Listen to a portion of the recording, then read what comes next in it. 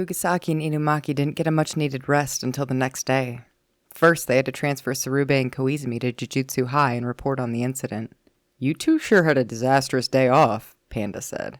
Salmon, Inumaki said.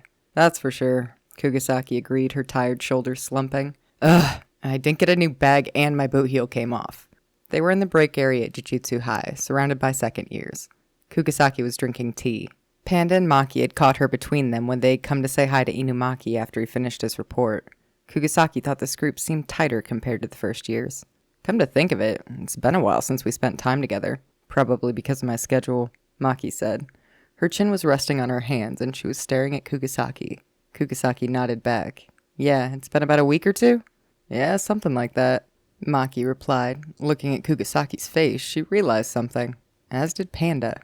And Inumaki, of course. There could be no doubt about it. Kugisaki blinked at their staring faces and said, "Is there something in my teeth?" "You look better since we last met," Maki said. "Oh, you can tell? I bought a good foundation," Kugisaki responded. "What I meant was you look more like a sorcerer," Maki explained. "If we were to spar now, the results might be different than last time." Before summer, everyone had thought of Kugisaki as a mere sprout, but a series of challenges, sudden realizations, some under distress, and relationships with others can cause a flower to bloom.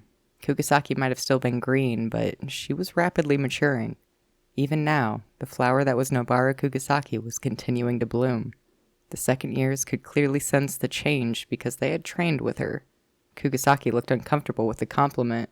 She glanced at Inumaki, who was beside Panda, and dropped her eyes. "No, you shouldn't compliment me." "Why not?" "You're usually not so humble," Maki said. Kugisaki looked at Inumaki and said, "That whole incident was fish flakes," Inumaki said, cutting her off. He had witnessed her growth with his own eyes. More than anyone here, he wanted her to be proud of herself. "Inumaki-senpai," Kugisaki said. "Kelp," he said. "Okay, I won't be so humble." "Salted fish roe," he replied. "Yeah, it's creepy to me too," Kugisaki retorted. "But do you have to harp on it?" "Spicy cod roe." "Hey, you don't have to go that far," Kugisaki snapped. Inumaki's high spirits were causing him to get a bit carried away, and the break area resounded with their chatter. "Nobara, maybe you understand Toge a little too well now?" Panda asked, tilting his head. He supposed that was another sign of growth. The older students looked warmly on their charming but sharp-tongued apprentice. All right, y'all. That is section 5 of chapter 1, the final section in the first chapter of Nobara's novel. Go team, we have finished the first chapter. Sorry it took so long. Sorry. Just a little parallel that I want to talk about real quick to Yuji's book. I think it's interesting. They talk about how at the beginning of the summer, Nobara was just a sprout to them. And then we think about what Yuji's book is called. It's Summer of Ashes, Autumn of Dust. And it's sort of like, this is Nobara's growth cycle during the same time that we saw Yuji's growth cycle with his chapter with Kairi.